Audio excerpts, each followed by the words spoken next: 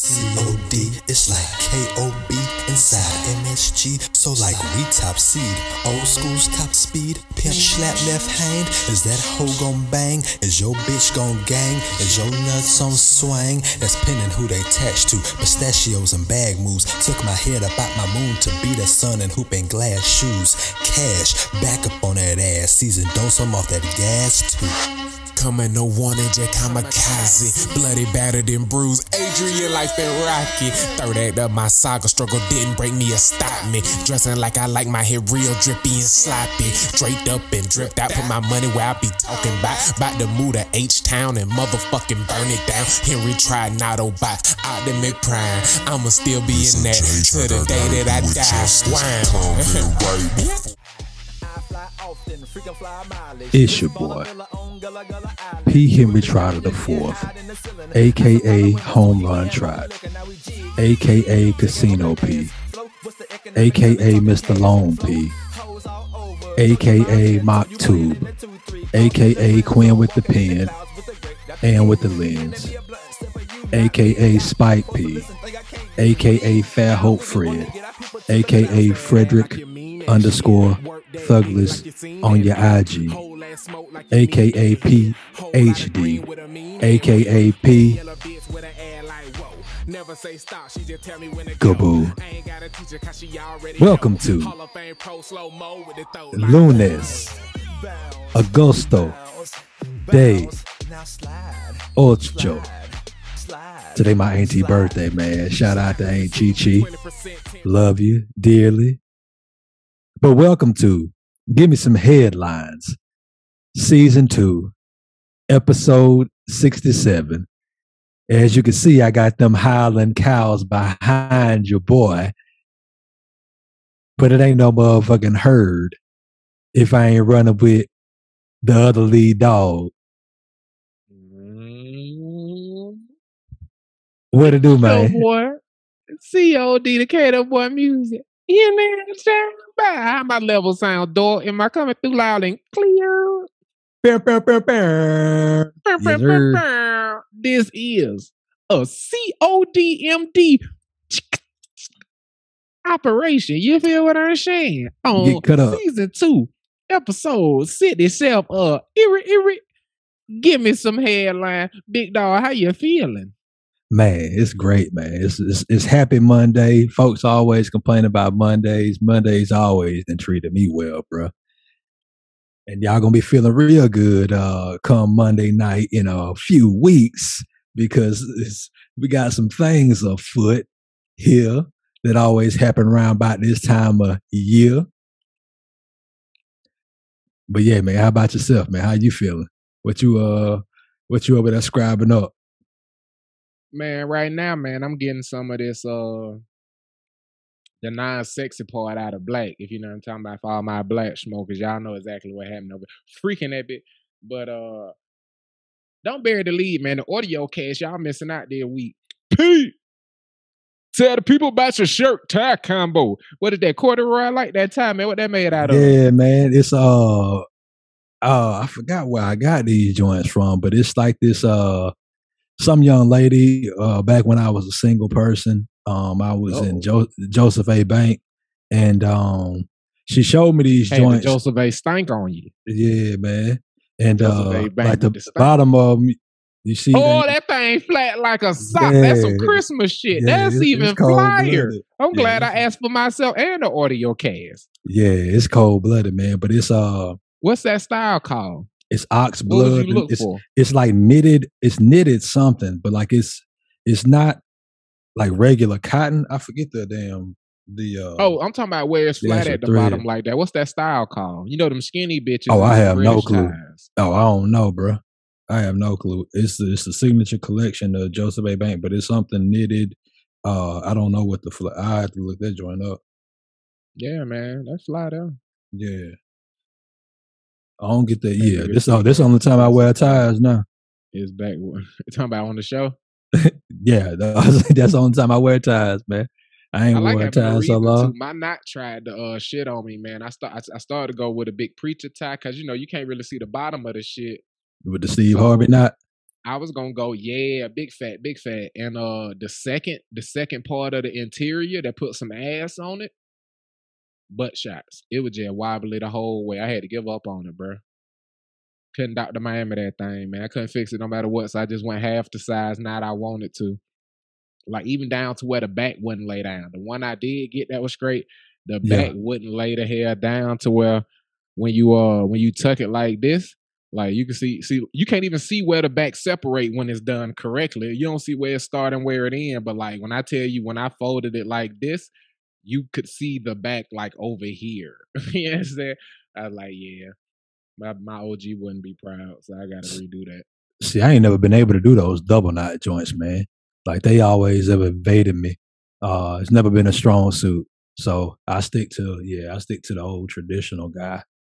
I've seen some people do them, man. They do them right, man. It made me kind of, but I don't wear them, and like I wear them once a week, so I'll figure it out. Though. Next week's flight deck, man. We tying our ties on the show, man. For all the young men who don't know how to, man. Yeah, man. Because I forget that certain lessons need to be taught constantly. And I'm reminded of this when I go to church, you know what I'm saying, with the Easter sermon, some of the holiday sermons and stuff. But even other lessons, like even people who have learned them need refreshers. You feel what I'm saying? That is. But there will always be a young man who needs to tie his tie for the first time, who don't know how to. And who knows, like, I had my big brother teach me and shit, but I like, this girl tweeted this random fucking photo that had 50 different ways to tie a scarf. And I screenshotted that shit and emailed it to myself and sent it to my hard drive. And I'm telling you, like, I have been using this shit for a decade. So you never know where you're going to get these different little pieces of knowledge and shit. And like certain lessons and certain things, we should echo through this motherfucker. And how to tie a tie. Let's tie a tie to start the segment and talk about it. But then sometimes just start the show by doing that shit. You know what I'm saying? Yeah, that's what's up. Yeah, I remember my mom taught me how to tie a tie. Your mom? Mm-hmm. That's funny as shit. My mom, ladies, she's the second oldest sister, but like she's the most. I can't say she's more motherly because her oldest sister got more kids than her. But like my mom's like more like try to be hands on. I think she used to tie my strongest motherly instinct. Yeah, so she used to tie her younger brother's joints after watching her mom. Yeah. That's her MO. You can give her motherly and give the one without a bunch of babies matronly. She definitely the matriarch. She definitely the matriarch. Which matriarch. auntie birthday is it? Is it auntie who won the championship this year? Yes. Girls? Yes. Okay, ain't it? Okay, yeah. I want to make sure it's one that I be kicking it with. That's what's up. Happy birthday, ain't it? Ain't it, Rose? She changed her last name? No. She AG. Yeah. Ain't it edgy? My bad. Yeah, no it's my mom's side. Yeah. Yeah. She do look just like your mama. That makes sense. Moving on. She do though. All them bitches look like. Yeah, our gene pool they very strong. Yeah. That nigga Fred is dead ass. He look exactly like his daddy, but also exactly like his mama. Crazy shit. And his mama and his daddy don't look alike. Crazy shit I've ever seen. You know what I'm saying? It depends on which one I'm standing next to. Yeah. Really do. It really do. Even down to it seemed like your head shape changed a little bit, nigga. Because your head shape exactly like your fucking daddy's. Yeah. Y'all niggas stand next to each other with a hat and a fishing pole. I said, these niggas. Which one of them niggas? Hey, and then both of y'all niggas turn around. All right, hey Pete, help me out with that catfish. Yeah. I can't call you nigga Fred. Both y'all nigga Fred. But Pete. Yeah. You ready for the motherfucking fliggity. Flight deck. Take off. Hey, take off. Go on, take off. Then we flight deck, man. We gotta address the ladies. Uh-oh. And yeah, man. And we done did a lot of crazy segments on this here show addressing the ladies. But this one is a very straightforward segment. Broseph J. Squibbles. Why? When? How often do you encounter and deal with? What are you thinking about? What is going on with them, bruh? And why can you never trust what they're gonna do with that information? Like, we never know what y'all gonna do with that information. That's why we so hesitant to answer that goddamn question. That's all I'm gonna say before I toss it to UP. This flight deck is me stepping on the balcony to smoke one with my homie to talk about what you thinking about. P, talk to me, cuz. What are you thinking about when you hear that dynamic of what you thinking about pop up? Because it only come when you haven't shared what you was thinking about. I'd have shared the shit if I wanted to share. Yeah. The most clever answer I've ever thought of was you dumbass. That's a good one. I'm gonna have to cut that out the show so I could use that. Let me timestamp that. Oh, sauce. But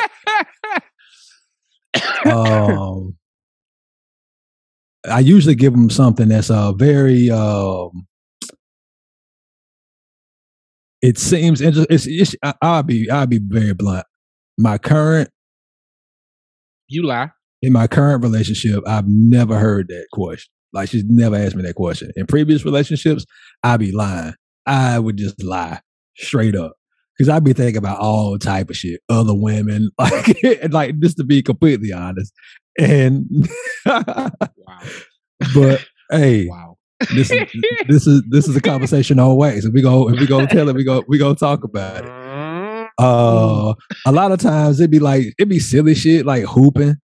You know what I'm saying? Like, damn, I was giving a nigga buckets today. That man, somebody gave. I wasn't locked in today. Nigga gave me that hezzy, and I went and I ate on it. But yeah, sometimes, most of the times, man, when I got that question, I came over. Oh, talk. So it switched back to you. Oh, I got you.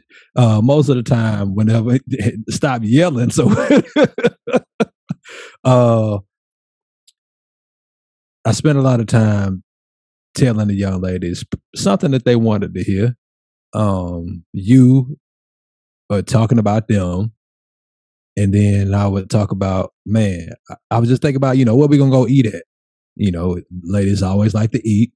And, just to change the subject, because I don't want nobody in my head, man. That's why I've never had a therapist, is because I don't want nobody in my head. So I will definitely lie and tell you, but something that is, I will not give you that information because like you said, I don't know what you're going to do with that information.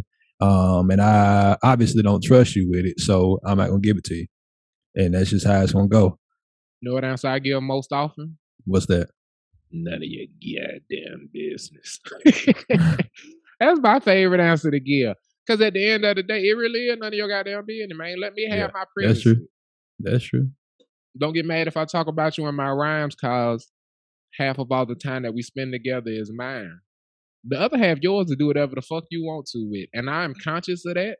So I only share what I feel like you being able to do whatever you want to with.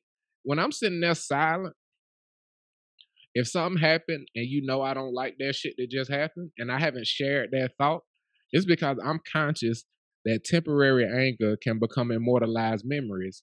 And rather than have that immortalized memory, I'd rather be peaceful through my turmoil or through my discomfort and then just move the hell on like a grown-ass man rather than share my irritation and you get to be mad that I'm frustrated for the rest of the fucking night because for some reason it's okay for you to not deal with your emotions. You feel what I'm saying? I've never had that happen, but I'm listening to you. Yeah. The dynamic, wow. One of the craziest fights I have as a human being is my lady being upset that I'm upset about some shit. One of the craziest arguments I have.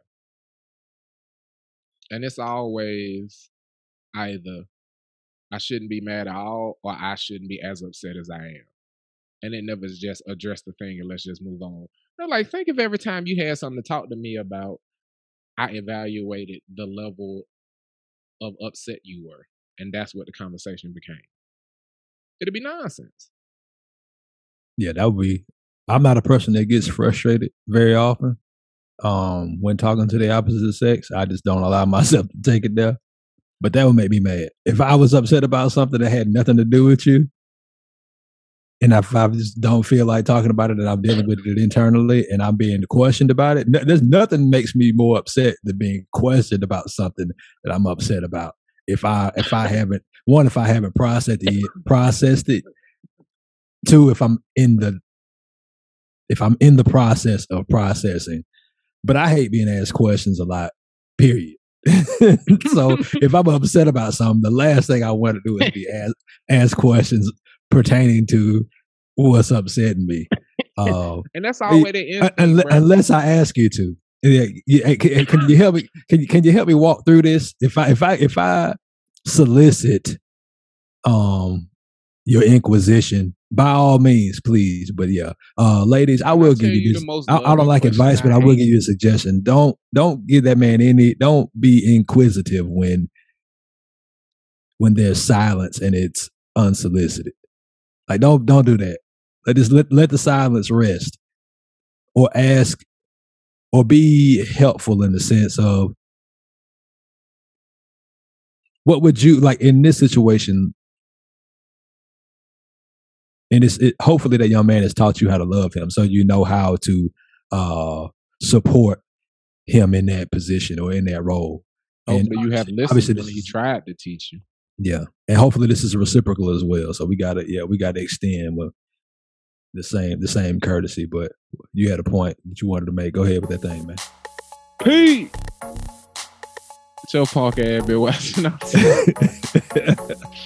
This motherfucker just kept going. I said, nigga, I done had my camera driving everything. You been able to run like shit in that first segment, nigga. Man, I've been watching this fire ass show off of Netflix called Alone. It's a game show, but it ain't no game at all.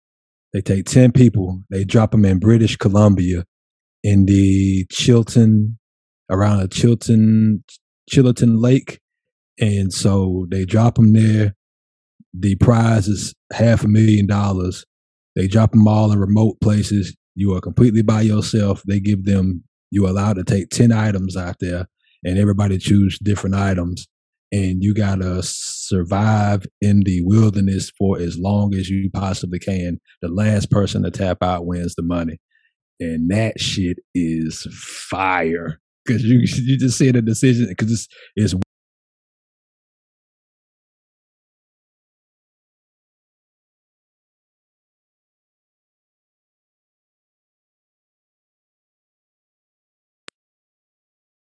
one is grizzly country. One chick saw what's it called? Mountain lions and shit. I guess it's mad wild, man. So they gotta decide what they gonna do first. You gonna build your shelter? You gonna go find food? What are you gonna do? So they drop folks off, and you just out there, and you gotta just figure it out. And it's amazing to see these people coming up with it, like to protect themselves and shit like that. Like they are all survival experts, and there's some folks out there making like some grave mistakes. and they say like, but I give one piece of it away. One buddy like have a heart attack.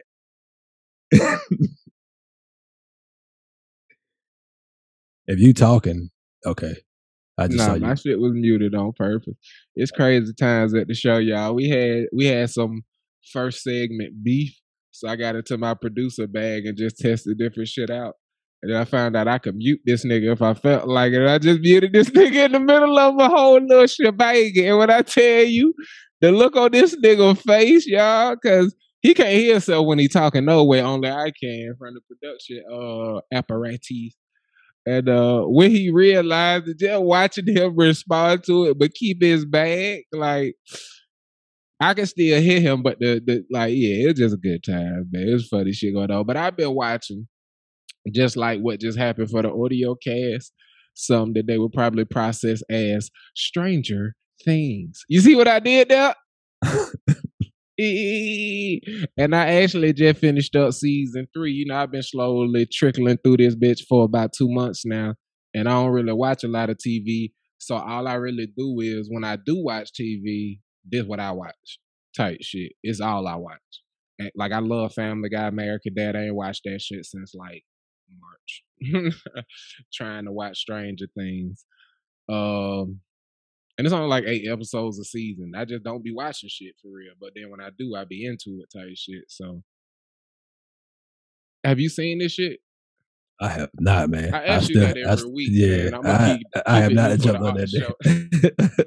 I have not jumped on this. Well, I ain't gonna talk too much in detail for everybody who else ain't seen it either. But the interesting nature of this show, this is a new advent for, you know, the critically acclaimed television to use your connection to characters and just cutting motherfuckers as a way to have an emotional connection point with the audience. Just killing motherfuckers off that you care about type shit. So watching them navigate that advent in television while still just telling a true story the way they would feel like, it's been pretty interesting. And I leave it at that for all my cinephiles. As a nigga who waited until season 4 dropped to check out Stranger Things, I can say that if you invest your time and get through episode 1 and 2, from that point forward, you will enjoy the fuck out the ride. 1 and 2, almost like homework. They're not bad television. It's just the character development side of it. It's slow. It's methodical. And the show has a dry film on it. You know what I'm saying? Similar to Ozark, but it's a different type of feel. You know what I'm saying? It's its own type of universe, and you have to get into it to want to be there. And if you a motherfucker who buffet television, and you might sit down and watch some tee ha ha shit, then you might watch some true crime shit, then you might watch a game show, then you might watch a drama. I don't know if you're gonna like this shit at all. Like, I fell asleep to episode 1 for 2 weeks, and then I fell asleep to episode 2 for 2 weeks, and then I watched episode 3 in the middle of the day and fuck around and went 3, 4, 5, and I was like, oh damn, these bitches smacking. And that was like an hour and a half of TV. If you watching something different every 30, 45 minutes, every time an episode ends, you switching, I don't know if this shit gonna be for you. You need at least 2 or 3 of these popping them off to really start to go, okay, yeah, I'd like to know. Yeah, because a lot of shit happens each episode, but you gotta care for it to be impactful moments. That makes sense? Yeah. Yeah, you gotta care about the people. That's what I mean by the way they navigate connecting with the audience without just killing motherfuckers off, but also understanding that's where shock value is at this point. You know what I'm saying? Once you have Scream, you can't have anticipated horror. You got to show that motherfucker getting stabbed because they showing niggas' throats getting slit. You feel what I'm saying? And they're like kids on this show? Terror get raised. It is, but I'm not saying they slit niggas' throats like just willy-nilly, but I ain't saying they not. That's interesting. Yeah. But Pete, he said, yeah, see, that's how you get on some TV, baby. We figuring this shit out. Can I do you a favor like we doing for the audience? What you gonna do, man? Is you gonna give me some headlines? Yes, sir. That's exactly what I'm gonna do, G. And this week, man, I'm gonna keep it light all the way through, but it ain't gonna be what you're used to. Make sense? No, but I'm sure I'll find out soon. All right. Anthony Davis trade rumors. This is from Bleacher Report. Anthony Davis trade rumors. Some Lakers execs would prefer exploring deal for AD. DeJounte Murray and Paolo Banchero go back and forth on IG after viral pro-am video. You seen that shit? You seen the video? I think I seen part of it at least. Alabama City to disband police department after cop allegedly sends racist text message. Ye shares Skete Davidson post. Oh, Skete Davidson dead post after reports of Kim and Pete split. Mocks Kid Cudi bottle throwing incident. Yay, a monster. Let me know if you need me to run back through any of them.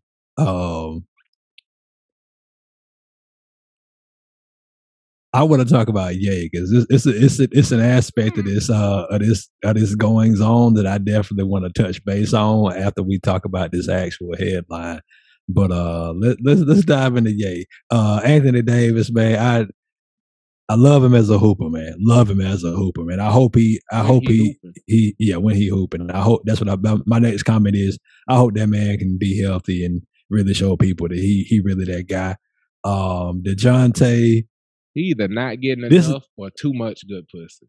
One of the two. That's what I know. Who, AD or not DeJounte? Enough or too much, AD. Okay. His knees and bones weak as shit. Yeah. He needs some milk. DeJounte Murray, I didn't know who that dude was until literally a month and a half ago. And he has been in the Twitter sphere or in headlines that entire 6 weeks. Like, he reunited with his daddy. That was me getting to know him. I didn't even know that dude was in the league. I found out who he was because I followed that badass model bitch. And after a while, she started dating this nigga. And I was like, who the fuck is this nigga? Yeah. So I got to know him as a fisherman, not as a hooper. Okay. Yeah. He I think he played for your home team squad, your hometown squad. Yeah, he was drafted out there with Piapovich. Okay. That's what's up. He was a part of the roster that Kawhi said he couldn't win with and got the fuck out of there. Oh, okay. Okay. Yeah. That's right. Yeah. He just been struggling with injury. The boy hooper though. I heard you. He just ain't put enough NBA skin in the game to have the attitude he do. But his skill level warrants all of the confidence he walk around with. But that's the thing, though. It's like, yeah, you have to walk around with that amount of confidence, man. And like cats who do walk around with that amount of confidence. Fuck people like me who saying he ain't put it out there on the floor. He know what he capable of. But I know what he capable of. And all I'm saying is only Patrick Beverly type niggas do welcome to the NBA type shit. Because Paolo Banchero is a potential star, potential superstar. So you want to humble this new Lonzo Ball type nigga coming into the league with all this press. And you, like, I think DeJounte Murray knows this is a story because he did it to Paolo Banchero. If he does this to anybody else, it isn't a story because he did it. Who he did it to is why his name is in the headline. Point blank fucking period. And only Patrick Beverly type niggas do that type of shit because LeBron can just post a workout video. You understand what I'm saying?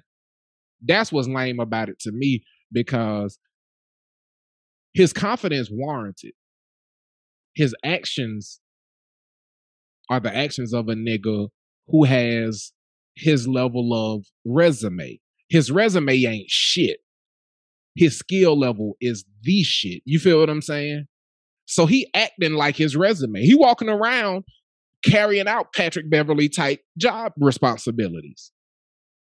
So don't be Patrick Beverly thinking that you Trae Young, because Trae Young don't do that type of whole shit. Trae Young nutmegging the Marcus Morrises of the world. And these niggas is getting in their feelings and elbowing them in the chest with this welcome to the NBA whole shit. Because they're not potential stars and superstars. You did what I'm saying for me? Yeah. And that is what it is. Yeah, he definitely not behaving like his skill set. If his skill set is that, but the headline got us going, man. I'm gonna jump into the Ye shares Skete Davidson dead post because that's the one my dog chose after reports of Kim and Pete split. And also, he makes fun of Kid Cudi bottle throwing incident. And for those who aren't in the know, Kid Cudi replaced Kanye when he dropped out of Rolling Loud as the headliner, and it was protests for weeks, and then people felt extremely negative about it. And during his set, people were constantly throwing things, and while on a diatribe about threatening to leave if anything else is thrown, he was hit in the face with a water bottle. So they showed just how much they didn't give a fuck about him leaving. But following reports alleging Kim Kardashian and Pete Davidson have ended their well-known publicized relationship, Ye has seemingly responded with a Photoshop New York Times front page story. The altered image seen below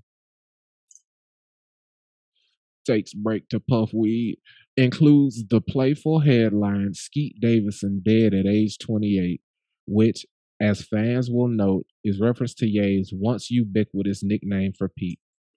Also referenced in the Instagram shared image, albeit much smaller font, is Kid Cudi's recent Rolling Loud Miami set. As previously reported, Cudi had replaced Ye on the lineup. Oh, I gave y'all that part of the headline. Skip.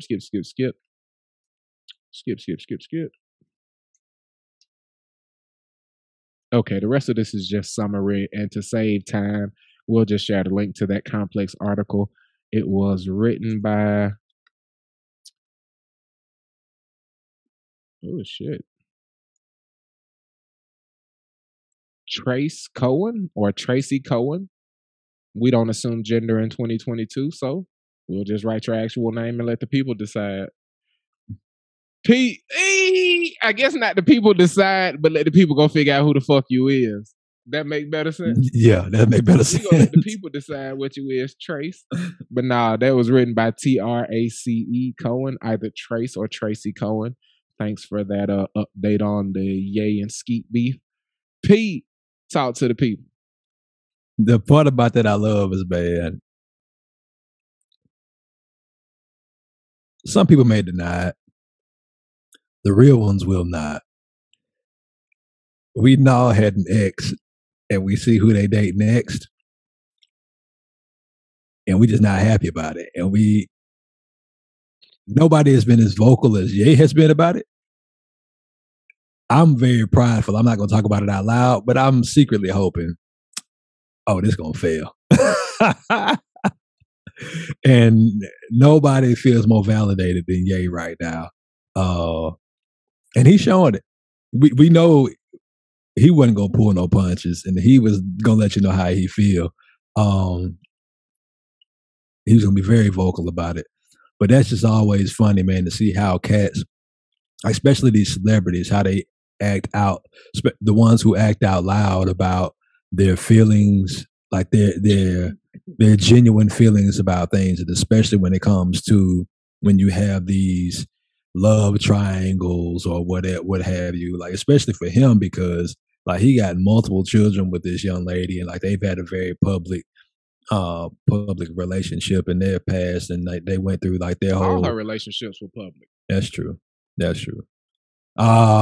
Starting at one point, the first nigga she married was a record producer. She just wasn't famous. Oh, really? Yeah. Oh, I didn't know that. Nick Cannon met that bitch. Nick Cannon took her into the... never mind. Oh, I thought Ray J was the first. Like, what's her introduction to her? Nick Cannon is how she met us. Ye and Ray J.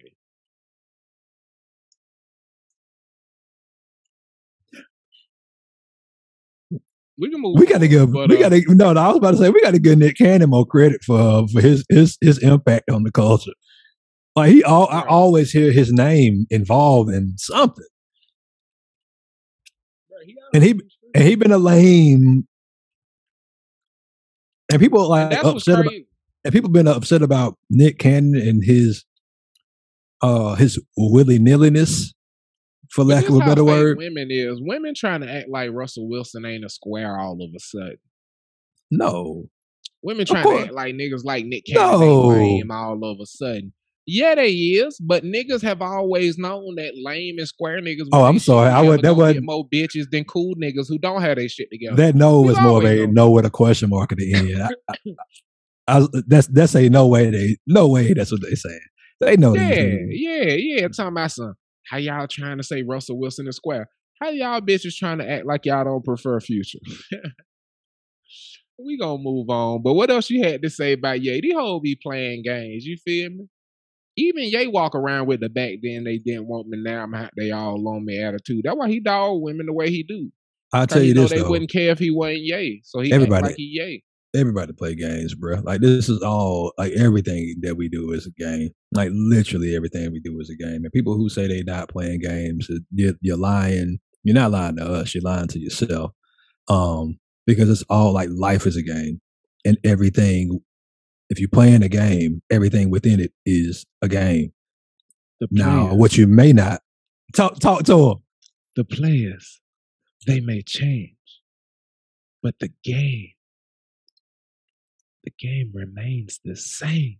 Rest in peace to Professor Dunn. Man, he ain't dead, bro. What you doing? He ain't dead. I'm pretty sure he is. Oh, he ain't dead. Live in power, Professor Dunn. My bad. You know, history wasn't never my bag, cuz I struggled through that bitch. He was poli sci. History. That was Dr. Roberson who passed away. No, but I'm telling you, this is what kicked my ass about poli sci. And we all remember the conflict in 1958 in the country. No, we don't. Nigga, we remember this shit? Yes, we all remember. I'm sitting in the front row because if I sit in the back, I got no chance. I ain't gonna pick up none of this shit. You hear me? I came up with a one-liner. Can I hit you with it? Beat my ass. The poli sci, I understood. Yeah, hit me, Barry. You got 3 minutes. If you say you don't play games, you're lying. It ain't that you don't play games. It's that you don't like how you're getting played. Talk to me. Yeah, you don't win them shit. If you got you're losing. If you don't like games, you got in your Tinder profile not into hookups, you don't like the results of having gone on a bunch of dates and hooked up and never getting called back. You don't like not getting called back. You ain't got no problem with hooking up. That's what that shit say. Because how you know? I ain't never hooked up with nobody off Tinder, man. Me neither.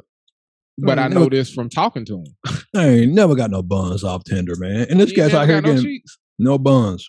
No buns. You know, I don't ever really respond. I meet people in real life. I just be swiping while I'm pooping to have something to do. Then again, Pete, that's season 1 activities. Yeah, I ain't never got no. Get me in trouble. Yeah, I ain't never got no buns off the Tinder, man. You ain't never got no cheeks. Not off the dating off apps. The internet in general. Like you ain't meet them in person. I did get some buns off the internet. Shout out to Facebook. The early days of Facebook. That was Bun City. Yeah. Oh, because you had to be in college. So this nigga doing something with himself. That was Buns. That nigga got the resume cheeks. Hey, ain't nothing like the credential cheeks. You see it?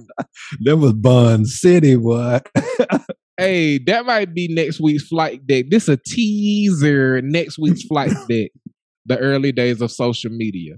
From people who were on Black Planet, MySpace, and the Facebook. Bro, I never heard about Black Planet till it's like it dissolved and shit. I was so mad. I was like, whoa, what was this? Nobody ever told me. I was heavy in MySpace. I thought that's what we was hanging out. Alabama. You was down there in White World. That's why you know nothing about Black Planet. That's true. That ass. That ass. We ain't had no computers. Not when Black Planet was popping off. You feel me? Black Planet was popping during dial-up. When all the white folks was on AIM getting bitches, we was on Black Planet. I had to find out about AIM through my white homie. We was in typing class. He like, damn, you be typing fast and shit. I bet you be getting all the hoes on AIM. I'm like, the fuck is AIM? He was like, what is AIM? You typing like that and you don't know what AIM is? He pulled that shit up and I was like, you can talk like 4 at once? He was like, bruh, and they just be on here. You pop up and you can put quiet and all the women who know you message you anyway. And then you can sneak. I was like, what? It's all my G, man. I love the direction we going in. But I want to continue the conversation. Can we chop it up by something right quick? Ooh, my shirt wrinkled. Can we what? Can we chop it up? Yeah, we can definitely do that. Cause you feel me? We in Super 8D. I had to hit it with some Genzu action. Shouts out to my dog Sam. Is it still racist to do the Atlanta chop, the Brave chop? Not when we melanated. We in there, shit. Yeah, that's true. We native. But earlier we gave it. Oh yeah, you probably that's racist. That's racist. Yeah, that is Me smoking peace pipe. Nah, that's stupid racist, bro. You gotta watch this alone, shit. A buddy made a pipe out a buddy, he found some shit that they usually do the peace pipe with out there, and he found like the actual drug that they put in the shit. And he was like, because he knew what it was, and then he was like, well, I don't have a pipe, But doing what I know how to do, I can make one. Bro, he went out there and made a follow one hitter. I was like, he hit that shit. He said, ooh. He said, I don't even smoke. Ooh. It was on him, bro. I think that shit might have been some true serum because he got real honest with the camera after that. Yeah, man. We in that season. There's a reason for the season. The season that we own. If you ain't fantasizing, it's treason. Yeah, man. Fantasy football is upon us, man. I want to chop. I want to. Dun. Fantasy football. Dun. Touchdown. Dun. Football word. Punt, kick, sack, tackle. Oh, what was that shit, man? Some bars in FFF. Dun. Hey, Brent Musburger used to be a horny dude watching games, bro. I saw a clip today of him broadcasting, man, and one of the games was a Florida State game. They're like, damn, that nigga Larry Fitzgerald got a fat ass. Nah, he used to be lusting after the women whenever they put him on the camera, bro. They put some young ladies from Florida State on the camera. He was like, oh. Nah, I knew what you meant. I was just being stupid. Oh, Larry Fitz, he got a fat ass. Hey, walk around with a bow. He said that football get me Randy. Hey, come in here, wife. Brent Musburger calling up Adam Silver. Hey, man, can I broadcast one of them Kyle Lowry games? Hey, nah. Hey, Brent Musburger, the dude from the Second Down and 9. That's him, ain't it? He got the guy. He that guy. Like he do all like the USC games and shit. Yeah, he very passionate. He do like a lot of the big games. Horny Brent, man. What he up there getting that Musburger on, cuz? One comment he made was they was at a Florida State game. And, I'm gonna edit into some clips. Dead ass. It was a Florida State game, bro. And they had like the student section and some young ladies out there doing the Seminole chop and everything, man. Like they very attractive young ladies. And they don't look like they had showered, but you could tell underneath all that grime that they was attractive. He was like, 15,000 young men just applied to Florida State after seeing that clip. Hell no. And then he ran in. There was we got him, don't we? Y'all see it? You see it? And it was I think it was an SEC championship game where AJ Bro, I just realized what's happening on camera. This sucker is green, so it's either disappearing or all you see is the bubble gum. I saw that. You see that shit? Yeah. That's crazy. I had on a green hat I was gonna wear, and I had to take it off because I was like, "Why I don't like I got nothing on my head?" Like, look, it's right in front of my eyeball right now. Don't that look crazy as shit? Yeah, all you can see is the bubble gum in it. They think I'm fed at wipe out that bit. Oh, look at that. Knock on wood.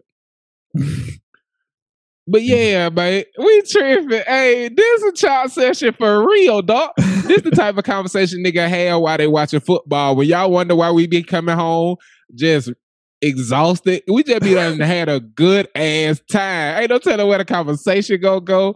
Niggas be having various snacks with no sides, a real meal type shit. Yes, wings, pizza, fucking chips. Yes, don't let a nigga come through nigga grill sausage. Just wait to see who grab a glizzy first just so they can be dicks. Everybody waiting on one, but somebody gotta be the first nigga so everybody get to make fun of his thirsty glizzy loving there. You feel me? But anyway, point being, bruh, some of the best shit that ever happened to football was fantasy football because it gave motherfuckers a reason to watch games they gave nothing to fuck about. And watch players they had absolutely no connection with. None. They didn't go to a college you like. They never played for your NFL team. They ain't did no charitable shit that you interested in.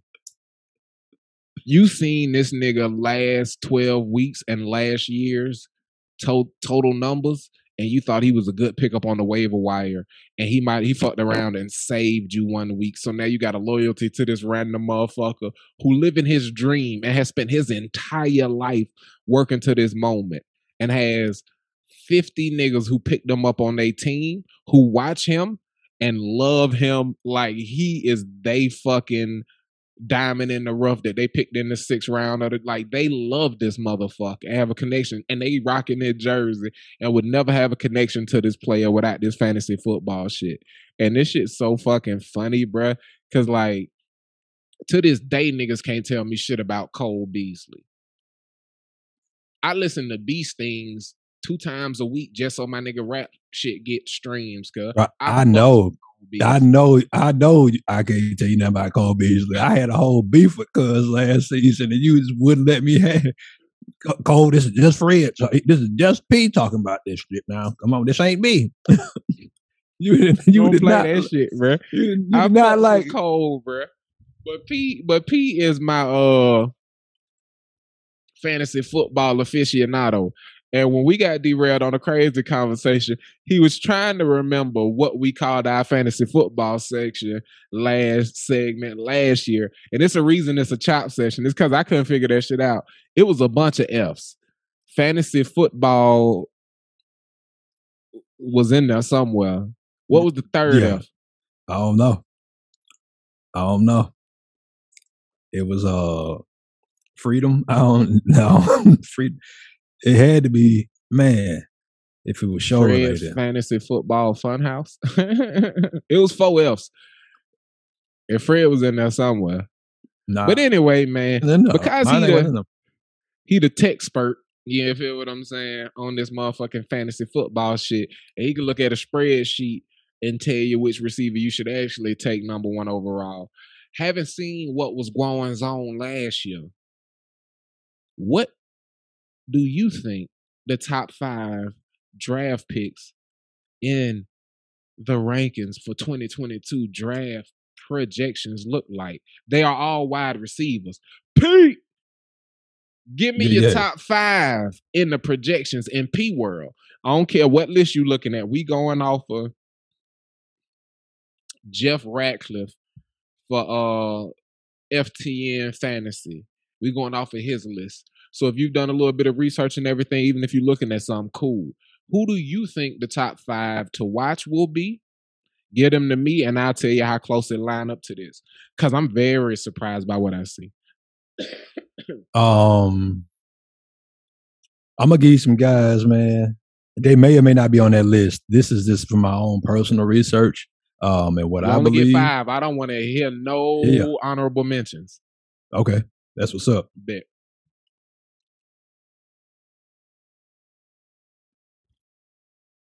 Devontae Adams,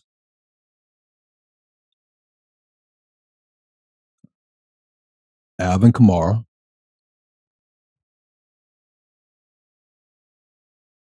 Michael Pittman, Javonte Williams, and then who I'm gonna go with at 5? I'm gonna go back to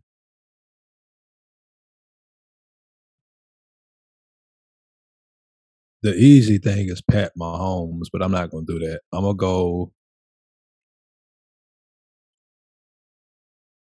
CeeDee Lamb. That's the only one you got, bro. The rest of them niggas ain't in the top 20, G. Really? On God. From 1 to 5, Jamar Chase, Justin Jefferson, Jonathan Taylor, Justin Jefferson, CeeDee Lamb, AJ Brown. Justin Jefferson, I Wait a minute, did you say Javonte Williams? I did say Javonte Williams, yeah. Okay, he was 8. That's the highest ranking player you said outside of CD. Not CD. Who did you say? I did say CeeDee Lamb. Okay, CD. Well, okay, so CD was 4. That guy was 8. So you got 1 in the top 8, 2 in the top 10. That ain't bad, 20%.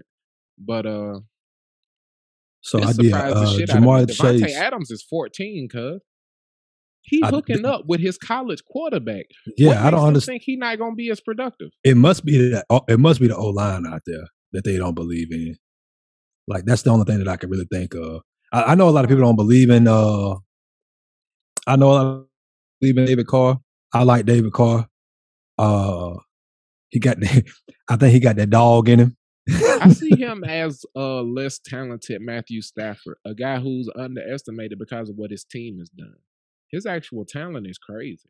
This will be his what, 5th or 6th year, I think. Nah, this that nigga's second big contract. He a little bit older. Really? Okay. That nigga up there, Kerr.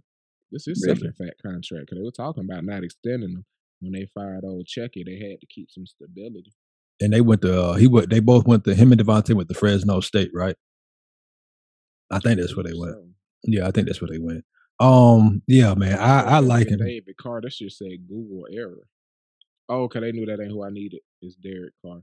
Look at Google saying you gonna fuck your show up. We listening. Oh, but yeah, man. I feel like they feel like Alvin Kamara's over the hill. I feel like people at this point, Jonathan Taylor, I can't believe I didn't think of him. Yeah, that was the most surprising one you said. Didn't he catch a domestic violence case? Ain't he fucked up right now? Jonathan Taylor? AK. Alvin, he did. That's right. Fuck him. Because he wasn't nowhere on the list. I couldn't find him. Yeah, that's right. I forgot. I did forget. He did. Fuck that guy. Carr got drafted in 2014, so he going in the year 8 or year 9, however that work out. Oh wow. Year 8. What? In the league that long? Damn. Get your money, man. Yeah, I've been through it. Damn, yeah, he been around the block. He reminded me a lot of somebody who shared the division with him, which was Phillip Rivers.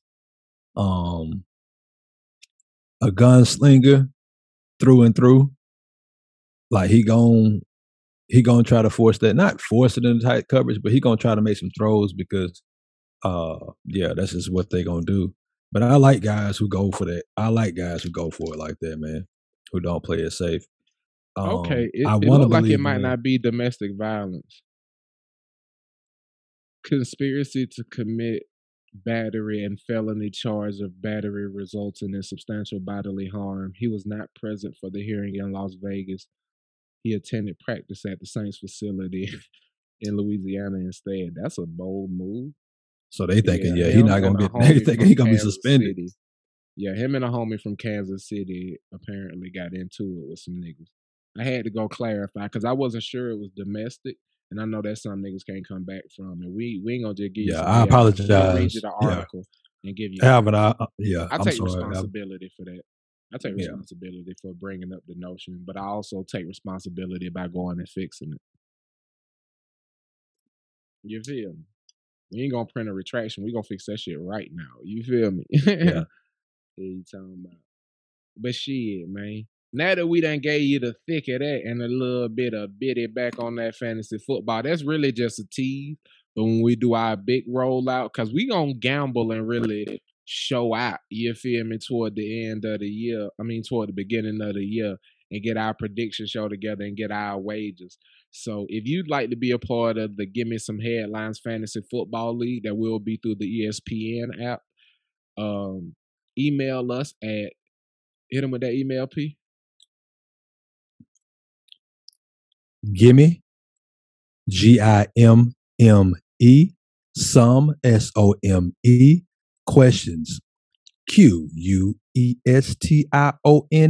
@gmail.com. That is gimme some questions @gmail.com. You're trying to get in the fantasy football league, the FFFFFFFF, like your finger got stuck on a button league, hit us up at gimme some questions @gmail.com. Yes, it will be free to play, but the trophy for the victor and the cash prize will be very real. Very, very real. You understand me?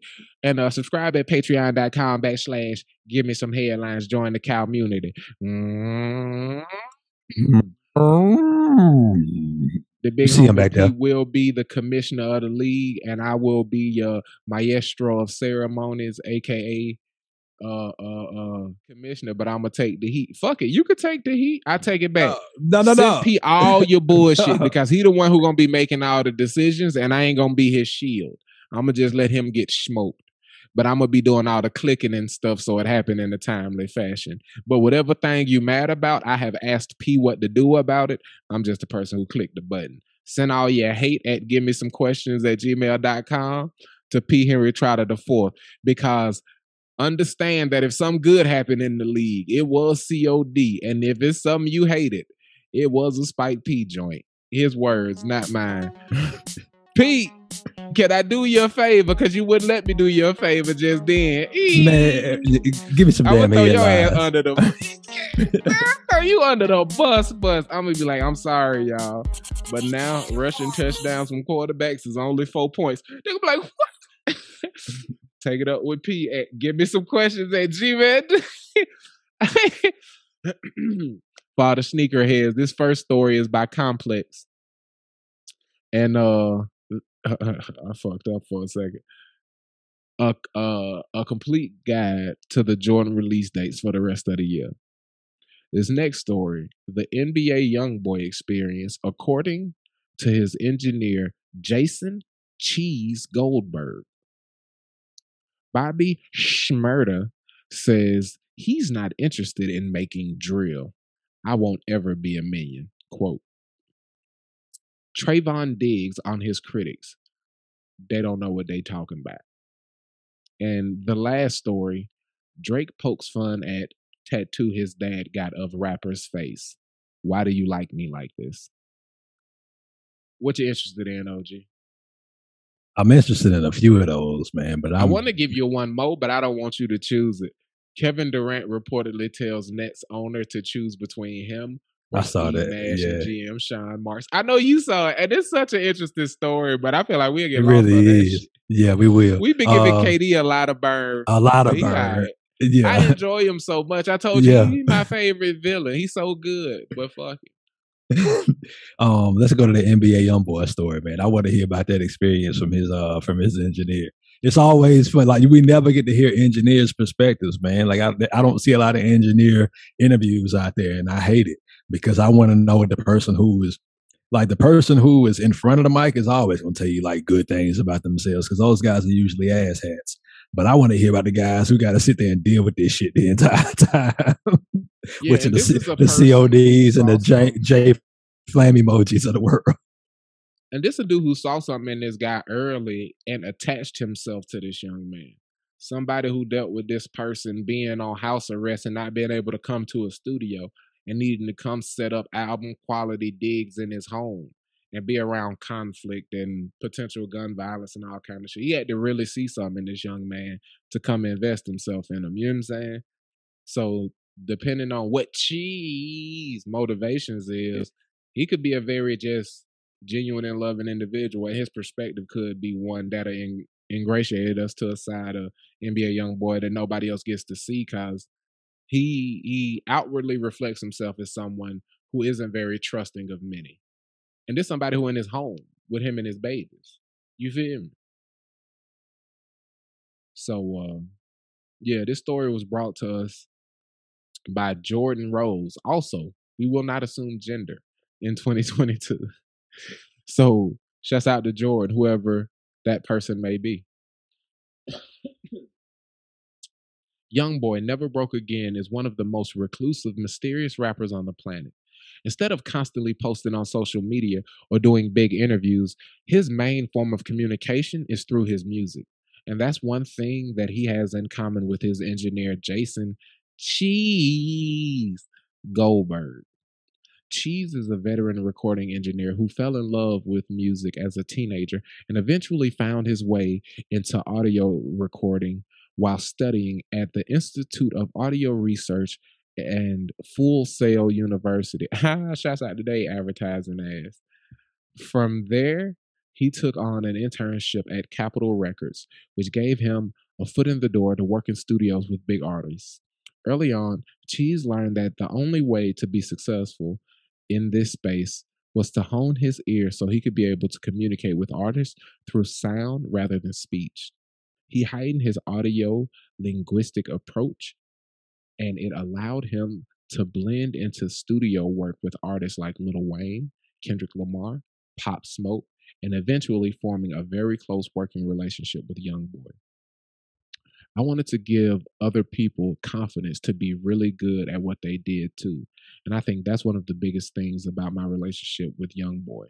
He tells Complex, I know he trusts me, there you go, to express himself however he feels, as any way he wants to go. He knows he has my support, and I show it to him when we're making music together. Just for interesting sake, I'm going to skip through as much as I can and read most of his quotables. But I'll give you a little timeline context. Cheese and Youngboy first connected in Louisiana when the rapper linked up with Rich the Kid for their 2019 joint mixtape, Nobody's Safe. Cheese had already been working with Rich for the past few projects, and when he met Youngboy, the two clicked immediately. From there, he worked with Youngboy on every one of his projects going forward, even entirely engineering his third studio album, Sincerely Contrail. At some points, I may be the closest person to him for periods of time. And ultimately, it's just about the music. And if we're able to create music together, he says, okay, that's just a broken sentence. Next quote. I always want to be a part of the record making process, and now I have an input in the records, and they help shape the direction musically and sonically because I record, mix, and master all of it, he says. We move really fast. We could have a song done in about and out in 45 minutes. I think that's a testament to our time and experience together. Yeah, so I'll stop there for a little bit of feedback. They just talking about the working experience, and they went from vibing and there being a genuine connection to being at the point to where they can have a finished product in 45 minutes. I'm glad that's what it was about, man. I love it. I'm glad that's what it was about. I didn't. Oh, you thought it was gonna be like, I'm in there scared. He have 20 people in the room. His pistols pointed all at the camera and shit. If I'm being completely honest, I didn't know what to expect, but I'm glad that's what I heard. Like I didn't really. I just wanted. I like hearing about that creative process, because that's part of what we do. It's a large part of what we do, and it's like how it's essentially like outside of playing ball. Like it's the thing that really drove us together. Like even after we played ball, like it's the thing that galvanized my relationship. And so like hearing other people's perspective, like I enjoy that part of like people really love the end product of music, but you don't. A lot of folks who don't, or if that's not your wave, you enjoy listening to it, but you don't know what go into that shit. And a lot of times, like it's the process of making that shit. It's the process of how songs actually come out. It's that relationship that build. Like a lot of the music you get that's really good, it be that relationship between the producer, the artist, the sound engineer, and that's usually like the holy trinity is like the engineer, the producer, and the artist, and so or artists if it's multiple of them, man.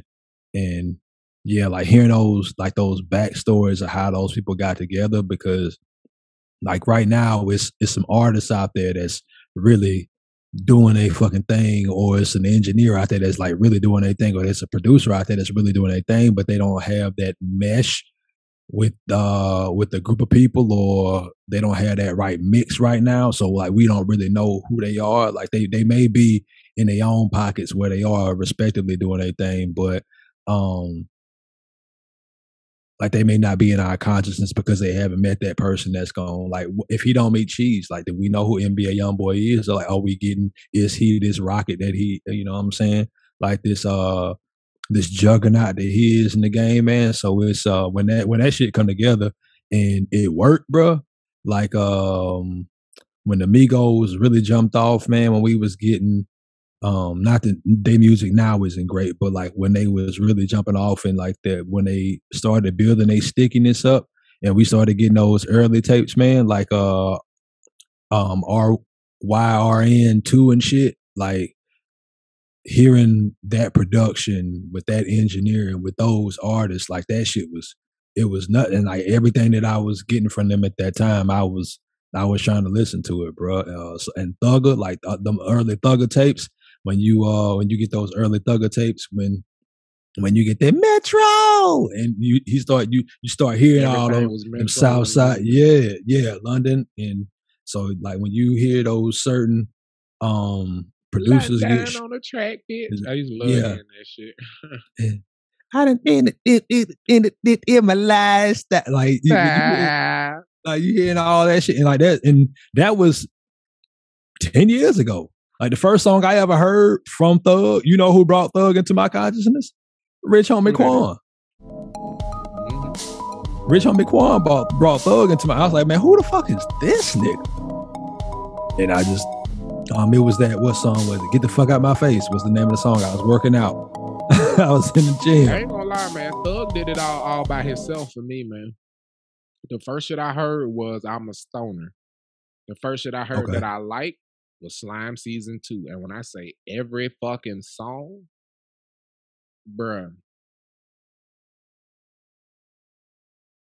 when he come in talking on the second track, he was like, I don't even know the last thing he said for that shit drop. He say something like, she wear the clear like to eat a griffin. And that shit drop. I said, I know what you're talking about. Yeah. Shit. You know what I'm talking about? I know what she let me wear my whole concealer. I was like, what did he say? He wear his whole concealer. And then before you can even process what the fuck he said before, he done hit you with some more shit.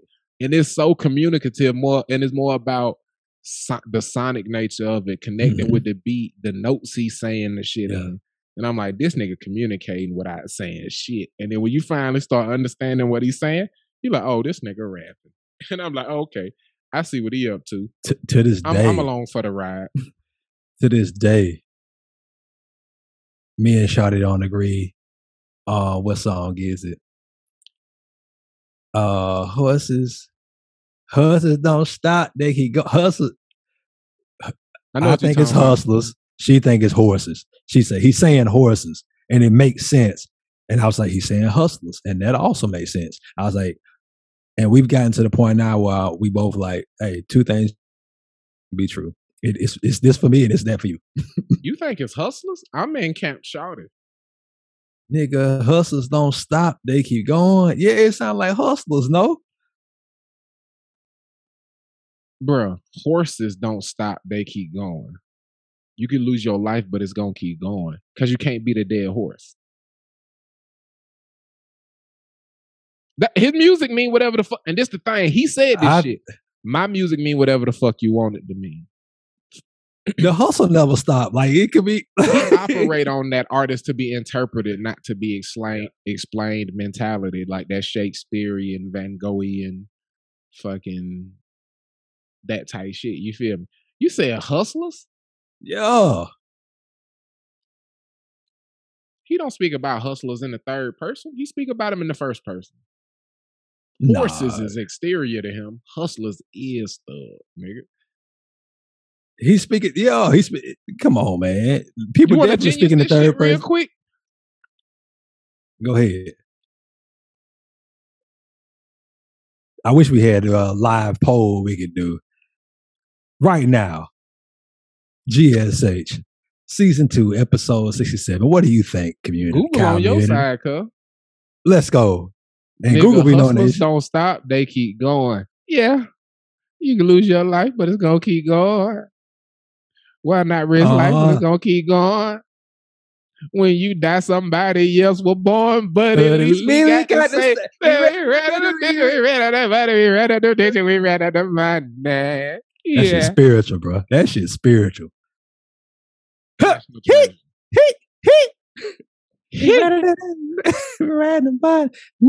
that bitch like a dick red. I was like, yo, dick red, what? I don't know what that nigga be saying half the time. I be enjoying that all the time. You know, but I'm chewing it going hard. This shit been all over my mouth today. Ask Bone Thugs and Harmony. If they know what it is. I'm gonna cut it when we doing the thug praise. Fuck the rest of this segment. Fuck you and Bone Thugs and Harmony. Nigga said, You got to cut this for social media. This ain't making the cast, nigga. Screenshot it and fuck you, Kel. But can I do you a favor, my G? Second line. Could you tell me she ain't good, Carl? I can, man. In the year of our Lord, 2022. You see this shit? Do what you just asked me a question right when I did that. Oh, that's like the Tootsie Pop commercial. How many licks does it take to get to the center of a Tootsie Pop? 1, 2, 3. 3. Oh, you slept on it. You about to say, 3. He put an R on that bitch. That owl was Latino. You hear me? 3. Yeah, man. I wanted to shout out Antonio Banderas as that owl. That was one of his first acting gigs. Oh man. Shout out to Puss in Boots also. Great character. Oh, you gonna make me watch that shit. Yeah. Great character. Antonio do his thing. You telling me great things. Tell me some more good things. Man. So the daughter of a former NFL star created the first Black-owned energy drink, and it's called Goat Fuel. And this young lady is the daughter of Jerry Rice. Her name is Jackie Rice Gold, and her husband Trevion Gold. Man, they created the first Black energy drink, man. And I saw this and I was like, that's fire, bro. Especially when I read that they like doing it with like natural ingredients. So I'll give you a little bit of the backstory. She was actually working on creating a peer-to-peer marketplace for hair extensions when she realized how much she was resorting to energy drinks to keep her invigorated. After noticing the lack of clean energy drink options, she teamed up with her father and husband. I apologize for that. She teamed up with her dad and her husband, man. That happened every show. Yeah, it really do. I don't know why I haven't turned that shit off yet. Don't? Yeah. It's part of the people now. To launch the first Black-owned energy drink on the market. She said, I was drinking whatever energy drinks were in the cold section at the gym and didn't feel good about it. And compared to other energizing drinks on the market, Goat uses a unique blend of mushrooms and natural flavors. It's something Gold opted for to combat the jitters known to be the side effect of energy drinks. But yeah, man. She's like, technically, those other drinks aren't giving you energy. They might help you recover when your energy is depleted, but they're not giving you any energy. They have found a mixture of ingredients that are actually energy producing, man. So shouts out. Rice based by any chance? Not mushroom based. Okay. Because the last name Gold and Rice to not make it bro. Rice or Rice Gold or Golden Goat. Like, how the fuck is Gold not in the title?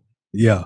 They got like, two fire last names, bro. That Rice better and be Gold. Flavors are spinning off. Yeah. Goat Fuel, Rice, goddamn. Golden Goat Fuel. Like, hit them with. Yeah, Golden. There you go. That's the remix where they got the first Golden Goat Fuel, goddamn. Like, that shit fire. So yeah, man. Shout out to Jackie and Trevion, and shout out to the why do I picture somebody drinking that shit and then catching grains of rice with chopsticks in the commercial like, oh shit. You know what I'm saying? Get you focus and energy. Red Bull gives you wings. Golden Goat Fuel gets you there. Give you that goddamn pinpoint accuracy. You know what I'm saying? You don't miss the joke. Boy, that is you up late text. You feel me? Right. Drink that Golden Goat. You feel what I'm talking about? You talking about you don't want that I'm late text. Better wear latex, you nigga. What you really don't want to do is miss that is you up when it's late text. Them the ones that really break nigga hard. I know niggas who talk about missing them texts to this day. I'm one of them. You saw that, bro? I hate everyone I ever missed. You saw that Weezy clip where he was talking about them bars and he didn't know he wrote some bars? That? Yeah. And then he said, ooh. I was like, why you a fool? You know you said that shit. Stop playing. At first he had that face like a nigga was trying to rap him some of his bars, and then he heard they was good, and he was like, who said that? He was like, you said that. He was like, ooh. That sound like me. Yeah, okay. Oh, we getting the Carter 6 also. I saw that announcement today. A twofer, tell me something good. You got goat juice.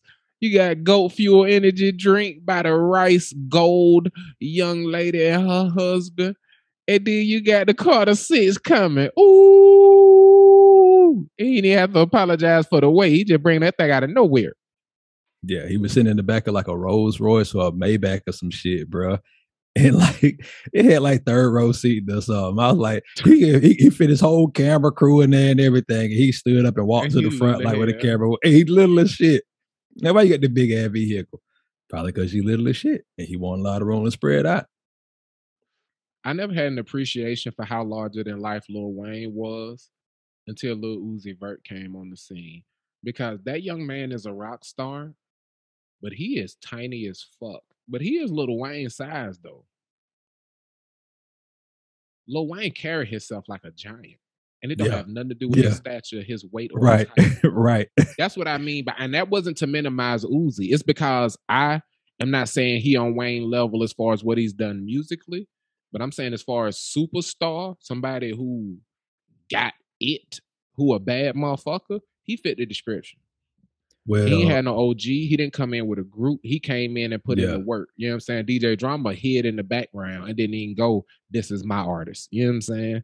He just fucking hid in the background and let him build this fucking shit from what he was already doing because he was so other and anti and weird. He didn't want to make him gangster grills out the gate. You see what I'm saying? Yeah. The crazy thing about Uzi, his brand. I didn't know Uzi was smaller in stature until he said it in his music. Oh yeah? When he said he said in real life I'm 5'4", 5'6". When I stand on my money, I'm what he said.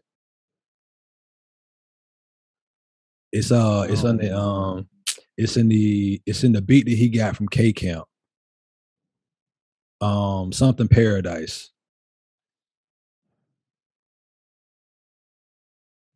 It's the remake of like the Mako beat. Front, left, side to side. Girl, I love the way you do it. Do it. Uzi got a remake. We be throwing money in a spiral. You don't know that joint? Sanguine Paradise. That's the name of it. I knew if I talked about it long enough, I'd get it. Sanguine Paradise. In reality, I'm 5'4", stand on my money now. I'm 6'6". That is. You said this nigga just ain't gonna help me. I was trying to get there too, dog. I got the song right when you said it, so I got to the lyrics so I could drop them right after you gave him the name. I said, look at us, dear teammates. At first I was going through Neon Guts. I said, this ain't it. You never stayed at Kahlua. I love that shit he did with Pharrell. He brought the dog out Pharrell on that bitch. Pharrell didn't. You never stayed in Amoeba. I said, oh shit, talk that shit Pharrell from the first bar. I knew he was giving us something that wasn't happy. You did. He's finna swag it the fuck out in there. You feel me? Wait, Pharrell did this with who now? You ain't heard this song? What are we talking about? Neon Guts with Lil Uzi Vert. No, I have not heard it. Hold on. Okay, the show is over. We ending it right now. Whether it's new music, some that jam, some that ride, or some that gonna have a whole whip shaking from side to side. Whether it's what you want or what you need, we here at Gimme Some Headlines believe that it is always better to give than it is to receive. Hold up, damn, I gotta switch it. I forgot. Yeah, we gotta go to gallery. You ready?